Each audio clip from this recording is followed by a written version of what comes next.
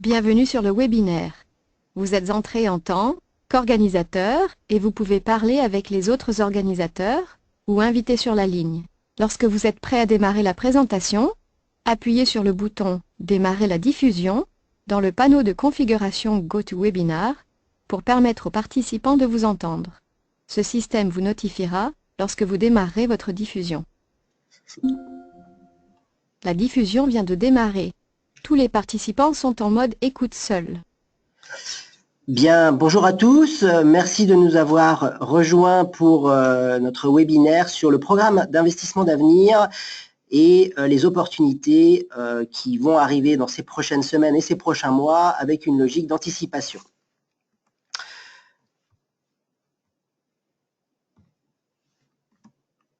Alors, nous sommes aujourd'hui 2 personnes à intervenir et à vous apporter notre retour d'expérience, notre expertise et notre vision quant au programme d'investissement d'avenir. Michel Moulinet, donc j'ai plus de 14 ans d'expérience dans l'innovation, chez Ming notamment, et je suis accompagné de Sylvain Noureau. Bonjour. Voilà, qui est un de nos experts sur le programme d'investissement d'avenir, et qui va du coup nous détailler tout ce qui aujourd'hui est accessible, quels sont les grands éléments, quel est notre retour d'expérience par rapport à ce programme et par rapport également à ce qu'il est à réaliser si on souhaite se positionner en amont sur ces appels à projets. Un élément par rapport à notre présentation, vous avez la possibilité d'échanger avec nous par écrit. Donc, vous pouvez utiliser l'outil, poser des questions via cet outil. Nous y reviendrons en fin de webinaire pour vous apporter les réponses aux questions ou aux interrogations que vous auriez par rapport à notre présentation. Alors, sans plus attendre, donc une rapide introduction quant à ce programme. Donc, on est aujourd'hui au 3e programme d'investissement d'avenir.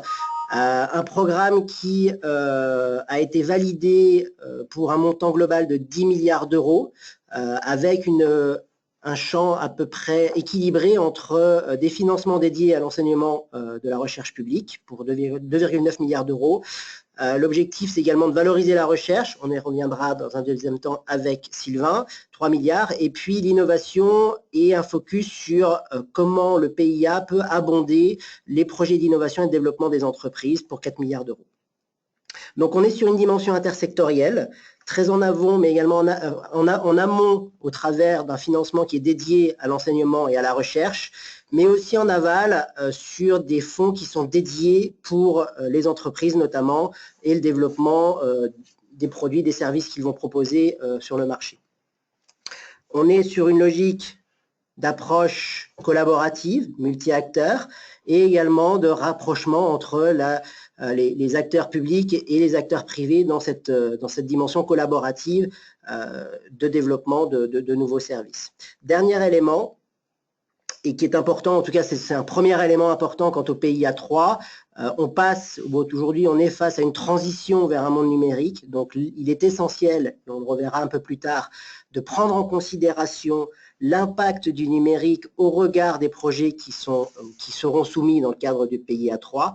Et puis, deuxième impératif, le développement durable, la logique environnementale, comment ou à quel niveau ces aspects-là sont pris en compte dans les projets soumis. Alors Sylvain, je te passe la parole par rapport à une vision plus précise et détaillée sur chacun de ces axes. Merci. Donc effectivement, comme l'a introduit Michel, on a 3 grands piliers sur le PIA 3 qui apportent un certain nombre d'évolutions par rapport aux 2 précédents volets, donc le PIA 1, PIA 2. On va retrouver forcément des éléments, on va dire, dans la nature, la philosophie du financement qui perdure, parce que c'est l'ADN du programme d'investissement d'avenir. Mais on a aussi quelques évolutions assez franches pour justement tirer des leçons de ces 2 précédents volets et de pouvoir réorienter certaines priorités. Sur le financement de l'enseignement de la recherche, on retrouve dans les grandes lignes des choses qu'on avait vues sur le PIA 1 et 2, par exemple l'innovation pédagogique, on avait les idées-filles numériques, on poursuit dans la thématique avec ces territoires d'innovation pédagogique, avec une très forte dimension de l'usage des numériques et de la transition. Donc ce n'est pas seulement du numérique pour servir de média de support à l'innovation pédagogique, mais c'est aussi dans l'adaptation des cursus, notamment ce qu'on voit dans les nouveaux cursus à l'université, pour introduire plus la notion de la transition numérique aussi dans les futurs métiers et aussi les attentes que pourraient avoir aussi les entreprises à l'avenir. L'implication des programmes de recherche signe le retour notamment donc le terme n'est pas encore utilisé pour le PIA3, mais on retrouve dans la dialectique un certain retour des LabEx et des équipex. Donc ça, c'est des éléments intéressants pour les laboratoires qui ont des projets d'excellence où des équipements peuvent aussi se faire financer des équipements d'excellence. Donc ça, c'est un retour qui peut être très bénéfique pour tous les laboratoires. On poursuit aussi un support assez franc sur les universités de recherche. Alors, on n'en aura plus d'appel à projet IDEX-ICIT comme on a eu sur les précédentes vagues, mais on retrouvera des typologies d'appel à projet qui restent dans la même veine, mais un peu différenciées. Ça veut dire qu'on aura des constitutions d'écoles universitaires de recherche, et aussi des nouveaux modes de gestion. Donc on va un peu séparer les deux problématiques qui se sont retrouvées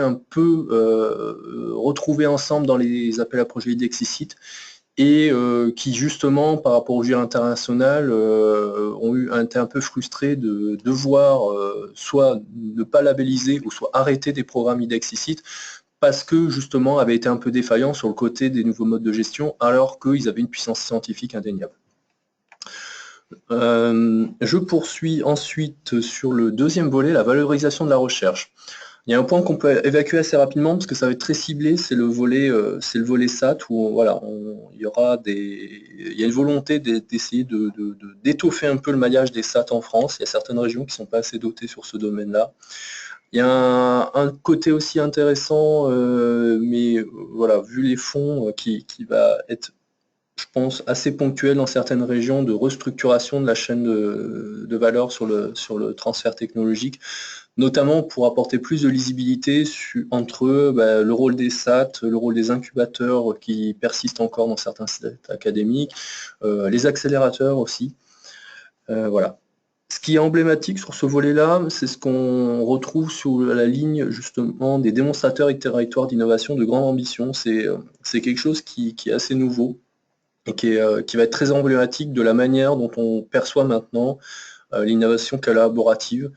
Des termes qui, je pense, parlent à certains, comme les Living Labs. On va maintenant beaucoup travailler et financer ces notions de Living Lab qui permettent d'avoir un volet collaboratif très étendu entre le monde de la société civile, les entreprises, les académiques, pour vraiment avoir, ces Living Labs, c'est des écosystèmes d'innovation où tout le monde est partie prenante, que ce soit l'usager, que ce soit l'expert scientifique, que ce soit l'expert économique, et aussi les collectivités territoriales qui ont besoin de mesurer les impacts réels en termes de retombées socio-économiques. Donc ça, on n'a pas encore trop d'informations sur le dimensionnement de ces écosystèmes. Est-ce que ça peut être des grands projets de type Smart City comme on peut avoir dans H2020 qui peuvent être subventionnés autour de 20 millions d'euros. Est-ce que ça peut être encore plus grand, c'est-à-dire ça peut être une démonstration à large échelle, échelle de région. On n'a pas encore tous ces éléments, mais il faut garder en tête que ces projets-là peuvent être très ambitieux et demandent une chaîne de valeur assez étendue en termes d'acteurs. Dernier pilier dédié donc à la modernisation et à la transformation des entreprises, lui pour le coup reste très conforme à ce qu'on a vu sur le PIA1 et 2, c'est-à-dire qu'on retrouvera les grands programmes tels que PIAV, PSPC dans ce domaine-là, donc tous les projets de transformation de filières industrielles, aussi tout un volet de soutien à la croissance des PME et ETI. Donc ça, on retrouve là, beaucoup les opérateurs tels que BPI France et l'ADEME, on reverra ça un peu plus tard, mais voilà. Donc là, on est, pour ces sujets-là, vraiment dans la stricte continuité et un peu la reproduction de pays 1 et 2. La seule chose, et ce qui a été mentionné avant par Michel, c'est vraiment que les programmes, tous, auront une attente particulière sur la transition du numérique et aussi le développement durable, la transition énergétique. Donc pour, on va dire, conclure sur cette première partie de présentation, ce qui est important à noter, c'est que la plupart des projets vont regrouper des acteurs du public, que ce soit enseignement supérieur, recherche, collectivité territoriale et privé. Maintenant, on ne peut pas parler d'un projet d'excellence en recherche sans avoir la dimension socio-économique. Donc il y aura une attente particulière, par exemple sur le laboratoire, même si le terme n'est pas encore, sera peut-être pas celui-là, mais sur les laboratoires d'excellence, il y aura une attention particulière au débouché de ce laboratoire d'excellence en termes de valorisation et d'attente du monde industriel. Voilà, de la même manière que aussi les industriels peuvent être promoteurs et peuvent être attendus aussi sur la constitution d'universités de recherche ou du soutien aux universités de recherche. On l'a vu que ça a été des facteurs assez déterminants sur des anciennes candidatures IDEX, ICIT, et ça le restera pour le PIA3. La dimension internationale est ainsi importante parce qu'aujourd'hui, voilà, la France cherche à être référente dans des domaines clés, la transition énergétique et le numérique faisant partie un peu de ces étendards. On n'oublie pas forcément les 9+1 plans industriels qui existent encore et qui cherchent à soutenir nos filières industrielles. Mais ce qui est important à retenir, c'est que cette dimension internationale est à prendre en compte dans la constitution des projets, dans le sens où on demande de plus en plus à faire du benchmarking sur les périmètres d'innovation, les périmètres d'excellence, et voilà, on ne demande pas ça que pour l'excellence en recherche, on demande maintenant ça pour tout, même pour les projets d'innovation. Et donc, dernier point, ça c'est les grands thèmes, c'est pour montrer, en fait, qui sont indiqués par le PIA3, c'est pour montrer que même s'il y a un fil rouge autour du numérique et du développement durable et de la transition énergétique, finalement les thématiques, on recouvre, on va dire, tous les grands pans d'activité sectorielle en France, c'est-à-dire qu'il n'y a pas d'exclusion, il n'y a pas de secteur qui peut être, entre guillemets, exclu du PIA3. C'est pour ça qu'on peut très bien avoir des projets d'excellence en tourisme, en culture. Il n'y a pas que, on va dire, les industries, on va dire, historiques qui sont concernées par le PIA3. Tout le monde est concerné. Donc on retrouve bien finalement une philosophie qu'on a également au niveau de l'Europe et du programme Horizon 2020, comme tu le signalais, qui est finalement de financer des activités de recherche ou des projets qui peuvent être à TRL bas, donc sur des activités plus fondamentales, mais pour autant une nécessité d'anticiper et de voir dans quelle mesure les travaux de recherche vont directement être connectés avec un potentiel marché et donc avec ce rattachement ou cette implication plus forte du monde industriel. Voilà, c'est un élément, on va dire, différenciant. Le fait d'impliquer ou de faciliter le rattachement d'acteurs universitaires avec des industriels qui vont aussi apporter leur retour d'expérience et leurs attentes, quelque part, crédibilise ou renforce la pertinence du projet par rapport à ce qui sera in fine financé dans le cadre du PIA3. Donc on voit un premier élément, c'est finalement les grands chapeaux qui sont attendus au niveau des projets. Alors je vais te poser la question finalement, certes on voit bien le cadre, maintenant quelles sont les conditions de financement? Est-ce que le jeu en vaut la chandelle? On sait que monter un projet PIA3, c'est un gros travail, ça demande un gros investissement, que ce soit en termes de constitution du consortium, de business model, de business plan qui peut être également rattaché derrière si on est assez proche du marché. Bref, un gros travail. Alors, qu'est-ce qu'on peut en attendre?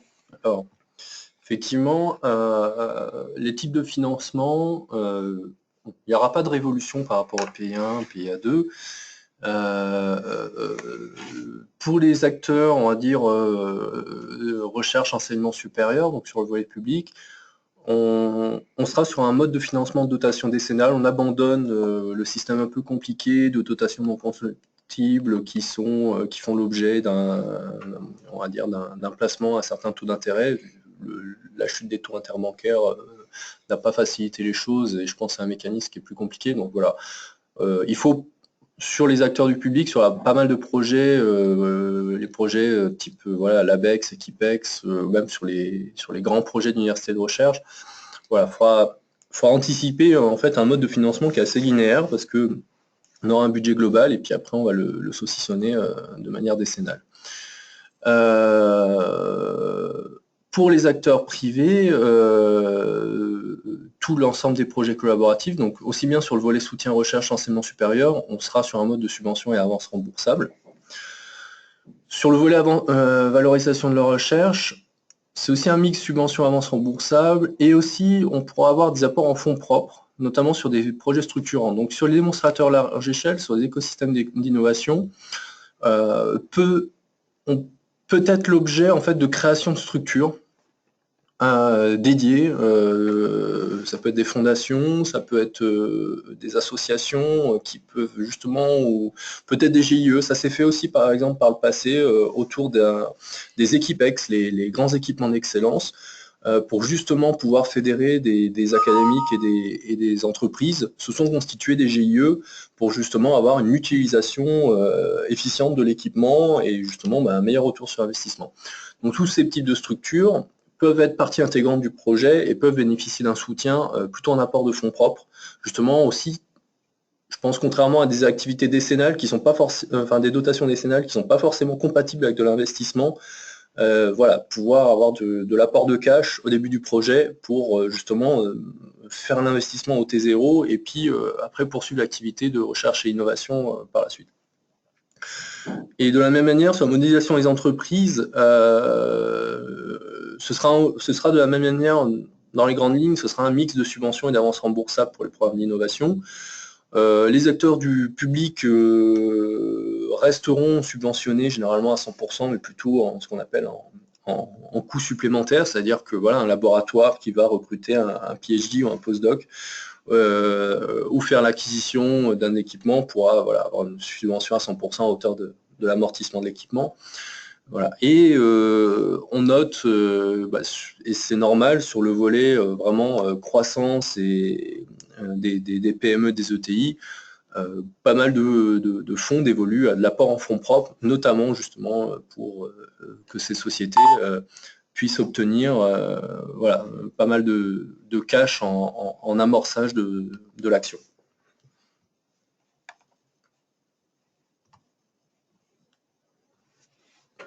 Donc, toujours sur le volet financier, pour vous donner un peu un aperçu, les principaux opérateurs, parce qu'il y en a d'autres, mais sur on va dire plutôt des micro-lignes de financement, parce que le PIA est un ensemble très touffu, et certes, voilà, certaines lignes de crédit peuvent être dévolues à des tout petits opérateurs, mais sur des projets particuliers, par exemple, notamment le CEA a en charge certains projets, notamment sur le volet un peu nucléaire. Donc voilà. Mais les principaux, c'est l'ANR, l'ADEME et BPI France. L'ANR, vous les retrouverez principalement sur le pilier 1, sur l'excellence en recherche, enseignement supérieur. C'est eux qui, déjà historiquement, sur le PIA 1 et 2, étaient opérateurs des LABEX et des Equipex, des IDEX, des DICIT, aussi des instituts de convergence. Donc voilà, ils sont assez incontournables sur ce sujet-là. L'ADEME, bien évidemment, va se concentrer plutôt sur les projets sur le développement durable, la transition énergétique, donc c'est les fameux AMI. Donc voilà, on n'aura pas de surprise, ce format, l'AMI, va se poursuivre et sera doté par les investissements d'avenir. Et enfin BPI France, qui eux portent justement tous les projets plutôt sur le pilier 3, du coup, d'évolution, d'accompagnement des entreprises. Donc PIAF, PSPC restera dans le giron de BPI. Et puis après, toutes les mesures d'accompagnement des PME, des ETI, le concours mondial de l'innovation, mais aussi tous les fonds d'amorçage, etc., seront chez BPI. D'accord. Alors, une question, donc on voit 3 financeurs, principalement. une possibilité pour les académiques d'être en coût additionnel et donc un financement à hauteur de 100%. Pour un acteur privé, bien évidemment, il y a des distinctions si on est plutôt une PME, TPE ou un grand groupe. On est sur quel taux finalement peut être escompté, attendu de manière assez générique, puisque bien évidemment on a des spécificités ensuite par typologie de programme. Ouais, c'est vrai qu'on peut avoir des effets parce que certains programmes comme les PSPC peuvent bénéficier de bonus avec la labellisation d'un pôle de compétitivité. Généralement, ce qu'on constate, bon, là, on va plutôt, les chiffres n'ont pas été communiqués, seront communiqués à chaque publication d'appel à projet, mais ce qu'on constate généralement sur le pays 1-2, c'est que les taux de financement des entreprises oscillent entre, on va dire, 30 pour des grands groupes et sans le bonus des pôles de compétitivité, et on peut monter jusqu'à 60% pour les PME. Voilà, tout en ayant à l'esprit quand même d'avoir un mix entre de la subvention et de l'avance remboursable, puisque la philosophie pour les entreprises est plutôt voilà, de leur apporter un apport de cash en esprit un peu amorçage, mais que ça soit adossé à un business plan solide qui fait que voilà, à l'issue du projet, il y a un plan d'exploitation qui va générer, qui va faire un retour sur investissement et qui va pouvoir permettre de rembourser cette avance. Donc on est bien toujours dans la philosophie d'une subvention qui a un caractère incitatif, qui permet qui va aider à, mais qui n'est pas la finalité en soi par rapport à un projet donné. Donc on est bien dans cette logique. Il y a aussi un autre point très rapide, mais qui n'a pas été évoqué, mais surtout pour les entreprises, il faut penser aussi à certains bénéfices indirects. Alors c'est vrai que c'est plus difficile à anticiper. Parce que c'est pas de la trésorerie, c'est pas de la. Voilà, c'est en comptabilité analytique, c'est un peu plus compliqué, mais il y a beaucoup d'effets indirects à prévoir, notamment sur les projets d'excellence en recherche, enseignement supérieur. Le fait que les entreprises, par exemple, soient associées à un IDEX sur les programmes pays 1 et 2, certes, alors sur ces programmes-là spécifiquement, on ne touche pas de financement, mais le fait faire partie du consortium et d'une dynamique, notamment pour restructurer tout un pôle universitaire, tout un territoire, ça apporte beaucoup de bénéfices indirects, et notamment on voit fleurir de plus en plus ce qu'on appelle des laboratoires partagés entre industriels et académiques, qui font que voilà, c'est des choses qui ne se feront jamais, enfin qui se font, ça existe, mais qui sont facilitées par ces programmes-là, parce que justement, c'est un copartage de finances, un copartage de risques entre l'académique et l'industriel sur ce laboratoire partagé. Et surtout, pour l'industriel, un laboratoire partagé, c'est une garantie finalement que les résultats lui seront exploitables en priorité par lui. Après, évidemment, il y a toujours des tractations à avoir en termes de propriété intellectuelle avec l'académique, mais ça se fait de manière, on va dire, très concertée et très proche, parce que c'est de la négociation en one-to-one, et c'est parfois même plus simple à négocier, et ça dure. Et puis c'est des laboratoires qui peuvent vivre pendant 4, 5, 6 ans. C'est parfois plus facile que de se lancer dans un H20, où là on va avoir beaucoup d'acteurs industriels et académiques avec chacun leurs intérêts en propriété intellectuelle et apporter de la complexité. Donc on a balayé ces aspects financement. Dernier élément qu'on souhaitait aborder et pour lequel on souhaite également vous donner finalement notre retour d'expérience quant à la préparation, l'anticipation au regard du programme Investissement d'avenir. On sait que les choses évoluent au niveau du gouvernement, avec parfois des publications d'appels à projets et des délais de réponse relativement courts. Donc on peut pour autant anticiper, mais il faut faire aussi avec l'information qui est disponible. Donc quelle est un peu la vision que tu as, Sylvain, de cette logique, on va dire, de oui, il y a quelque chose à faire, mais comment je peux me préparer au mieux aussi pour aller chercher ces financements? Alors effectivement, il y a différents aspects à prendre en compte. Bon, il faut bien évidemment suivre de près la communication des opérateurs. Alors suivre de près, ça veut dire que finalement, il faut s'astreindre un peu à une gymnastique de régulièrement aller sur leur site, parce que on n'est pas, ils sont pas encore champions par exemple des flux RSS qui permettent de remonter des alertes ou des alertes mail. Donc parfois, on peut être surpris de voir un appel à projet fleurir et pas forcément faire l'objet de beaucoup de communication. Certains académiques ont en tête, par exemple, les appels à projets Institut de Convergence en 2016, qui ont fait l'objet de très peu de communication et qui, en plus, se déposaient en un temps record. La deuxième vague, l'appel à projet a été publié en octobre pour un dépôt du dossier début décembre, tout en sachant que ça demande un engagement très fort de tutelle nationale, d'entreprise, etc., d'université, d'école d'ingénieurs. Donc, forcément, on se dit, voilà, tous ces acteurs à fédérer autour d'un projet en 2 mois, ça peut être assez compliqué. Donc c'est des choses vraiment à anticiper sur ce volet-là et de vraiment garder un œil assez près de ces financeurs, être à l'affût de toute communication. On peut aussi, justement, quand on connaît un peu les grandes lignes de financement, essayer d'anticiper les choses. Sur des projets un peu d'excellence, il faut quand même compter en moyenne 2 à 3 mois un peu de maturation pour monter le projet, parce que un laboratoire d'excellence, ça peut fédérer 6 ou 7 UMR, généralement de la même université, mais pas forcément, hein, ça peut arriver sur un site académique qui est plusieurs universités ou écoles. Voilà, et donc, qui dit excellence dit vraiment de choisir soigneusement les thèmes de recherche, et il y a des arbitrages, et c'est des choses qui peuvent prendre un peu de temps. Donc, typiquement aujourd'hui, on ne connaît pas le calendrier de ces projets type LabEx et KIPEX, mais il est fortement conseillé de se pencher sur la question, quitte à regarder un peu le format des LabEx PIA 1 et 2 pour voir un peu qu'est-ce qu'on attend de ces types de projets. Et de la même manière, sur les projets structurants, donc par exemple les universités de recherche, les filières, aussi les écosystèmes, c'est des choses qui peuvent prendre beaucoup plus de temps. Alors ça peut prendre 6 à 12 mois parce que qui dit projet structurant dit changement, et donc parfois résistance au changement de certains acteurs.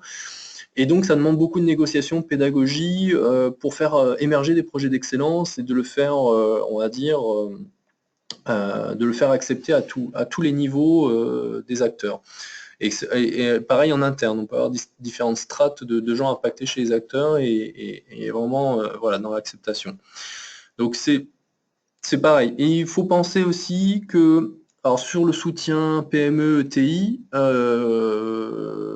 on peut avoir des possibilités de maturation plus longues parce qu'on a des typologies d'appel à projet, on a des dépôts de dossiers au fil de l'eau, comme les PSPC, les PIAV, certains AMI aussi.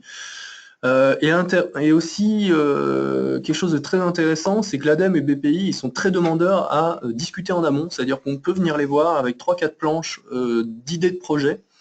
Alors forcément, il faut que ça soit un minimum étayé pour qu'ils acceptent de vous recevoir, mais l'intérêt, c'est de pouvoir avoir déjà un premier avis, de savoir si on est en ligne ou pas avec l'appel à projet, et après, ils peuvent vous accompagner pour mettre en place un calendrier de soumission. Et ça, c'est à comparer justement à des modes de financement type H2020, c'est vraiment très intéressant parce que ça évite parfois de partir un peu dans l'inconnu sur H2020 et puis en fait le juge de paie, c'est le rapport d'évaluation des experts qui arrive 5 mois plus tard et sur lequel on ne peut plus discuter. Alors que là vraiment il y a de la discussion et c'est vraiment intéressant. Il faut penser aussi qu'on peut avoir plusieurs vagues pour tenter sa chance, hein. J'ai noté PIAF, PSPC, mais ça a été le cas par exemple pour les IDEX, hein. Il y a des sites universitaires qui ont eu besoin de 2-3 candidatures pour être labellisés. Ce qui montre que parfois, on rend une première copie et on se rend compte qu'on n'a pas assez maturé le projet et qu'on a toujours des points d'amélioration, etc. Donc voilà, donc c'est vraiment le message clé, c'est anticiper, académique, de pouvoir peut-être commencer à réactiver certains réseaux avec vos partenaires privés. Et à l'inverse, les partenaires privés, vous avez forcément des laboratoires, des universités avec qui vous avez des relations plus que régulières, et c'est intéressant aussi de se rapprocher d'eux. Et voilà, les industriels sont plus que partenaires, ils sont parfois co-constructeurs de certains projets, même sur des projets un peu de restructuration de sites académiques ou de projets de recherche. Bon, il y a des petits appels à projets en cours, on ne va pas les détailler, vous aurez le détail des slides, mais ça, et puis souvent ça c'est des projets, c'est plutôt des continuités de PIA2, c'est pas forcément totalement lié au au PIA 3, ou parfois c'est identifié PIA 3, mais en fait c'est une reconduction du PIA 2. Mais voilà, donc on a des choses en cours, voilà, plutôt sur BPI, ADEME. Pour l'instant, l'ANR, on a juste un reliquat d'un appel à projet PIA 2 qui est en cours, mais rien de nouveau pour PIA 3. Pour conclure ce webinaire, l'intérêt de vous présenter ça, c'est aussi de vous montrer que notre accompagnement peut se faire aussi en amont de ces réflexions-là, c'est-à-dire que notre expertise sur les investissements d'avenir a montré qu'il il faut se préparer à l'avance. Et voilà, vous pouvez être accompagné de manière opérationnelle sur la construction d'un dossier, c'est-à-dire que vous avez déjà l'idée du dossier, le partenariat, et vous avez besoin d'un support opérationnel pour voilà, mettre tout ça en musique et s'assurer que chacun avance à la bonne cadence pour déposer un dossier dans la sérénité. Mais aussi, on peut intervenir vraiment sur la phase amont, sur de la maturation de projet, c'est-à-dire voilà, un pôle universitaire qui a vu des appels à projets mais qui n'a pas forcément une grande idée, peut aussi nous contacter parce que on a une bonne idée des chaînes de valeur à mettre en place sur les différents types de projets et les types d'acteurs à inviter, et peut-être vous dire voilà, faire un peu un état des lieux de votre écosystème et de regarder voilà, les acteurs qu'on pourrait activer pour monter des projets. Voilà, ça c'est quelques informations sur nos références dans les investissements d'avenir. Donc ça c'est sur l'ensemble de pays 1 et 2. Donc on a eu pas mal de succès sur l'ABEX Equipex, ainsi l'ABEX 3 Equipex. On a aussi, on a vraiment une grande variabilité en typologie et taille de projet, parce qu'on a aussi un institut de la transition énergétique, un IED qui sont pour le coup là des très gros projets. On a accompagné avec succès 5 AMI ADEME, aussi 3 PIAF PSPC ou projet filière BPI France, un institut Carnot. Et on est en attente de résultats. Donc, on a accompagné l'IDEX Lille Nord Europe et aussi l'ICIT de Clermont-Ferrand. Donc voilà, les auditions vont se dérouler d'ici fin février et on a de gros espoirs que ces projets passent et on est aussi en attente de résultats sur les instituts de convergence. Bien, merci Sylvain. Donc on arrive à la fin de ce webinaire, on va basculer sur les questions et notamment tu as déjà en partie, je pense, répondu à une question. Alors je vais commencer par celle-ci qui était relative finalement à aussi notre positionnement. Je lis simplement la question, c'était: pour nous faire gagner du temps, si nous soumettons à Hemming notre idée de projet, pouvez-vous vous charger de nous communiquer les appels à projets qui sont en lien? Oui, tout à fait. On peut effectivement travailler vraiment sur le volet amont et prospective. On a des clients qui effectivement, aujourd'hui, on peut avoir une idée de leur. Mais ils ont on va dire un plan stratégique d'innovation et ils ne savent pas forcément après quels sont les guichets. Et effectivement, on peut totalement vous accompagner là-dessus, et pas que dans le cadre du pays. Donc c'est vrai qu'aujourd'hui, le webinaire sur les investissements d'avenir, mais effectivement, on peut vous aiguiller, et donc c'est vraiment avant la phase de maturation, on peut avoir ce travail un peu de diagnostic de votre stratégie d'innovation et d'aller voir chez qui on pourrait soumettre votre projet, vous aider à le maturer, peut-être aller chercher les acteurs qui manquent. Alors, deuxième question, alors du coup beaucoup plus précise, puisqu'elle est relative aux EPIC. Quid des EPIC entre les privés et les académiques? Et donc la personne qui nous sollicite sur cet aspect-là a complété. Je précise ma question. Par rapport au slide précédent, les EPIC étaient considérés comme des acteurs publics dans le consortium, et la prise en compte des apports dans le consortium. Un tiers, deux tiers, public, privé, ce statut sera-t-il traité de la même manière? A priori, oui.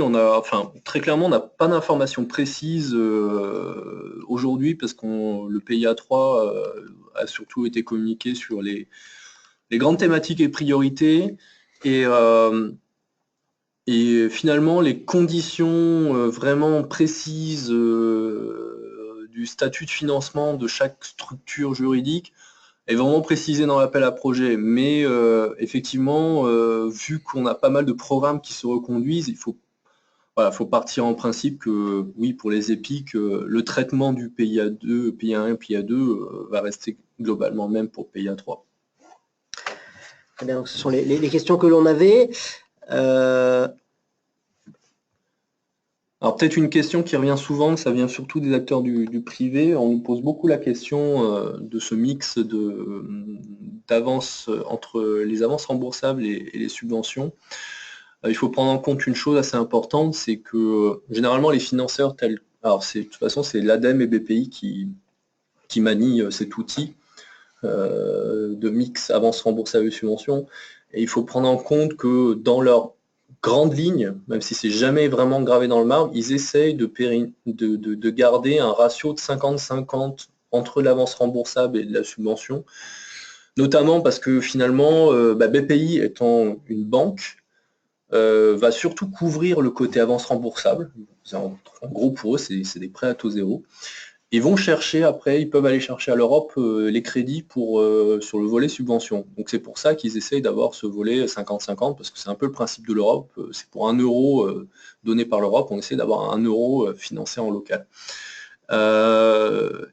Donc il faut prendre en compte sur cette règle-là que dans l'anticipation pour une entreprise, c'est pas acquis qu'elle aura 50% de subvention et 50% d'avance remboursable du fait que c'est constaté à l'ensemble du projet. Il faut prendre en compte que, par exemple, sur des projets PSPC PIAV, vous pouvez avoir besoin de certaines compétences en académique, ce ne sera pas forcément la majeure partie du projet, mais ces académiques seront eux, aidés à 100% de subvention et vont forcément grignoter la part globale de subvention. Donc, d'une manière générale, pour être sur un scénario assez, on va dire, assez sécurisé, il faut partir du principe que quand on s'engage sur des projets d'investissement en avenir, sur le projet collaboratif, plutôt tabler sur de l'avance remboursable dans vos budgets que de la subvention, et plutôt considérer la subvention comme du bonus. Très bien. Donc c'était une question qu'on avait, qui est assez récurrente et il me paraît intéressant ou important de vous le mentionner. Donc nous arrivons à la fin du webinaire. Il est temps pour nous de vous remercier pour votre participation. Les slides, bien évidemment, seront disponibles. Nous avons également une vidéo, donc tous ces éléments seront disponibles sur notre site internet où vous pouvez revenir vers nous pour avoir ces informations. Et puis on vous souhaite une bonne journée, un succès ou des succès à venir sur ce programme et sur d'autres programmes de financement pour vos projets dans le futur. Merci beaucoup. Au revoir. Au revoir.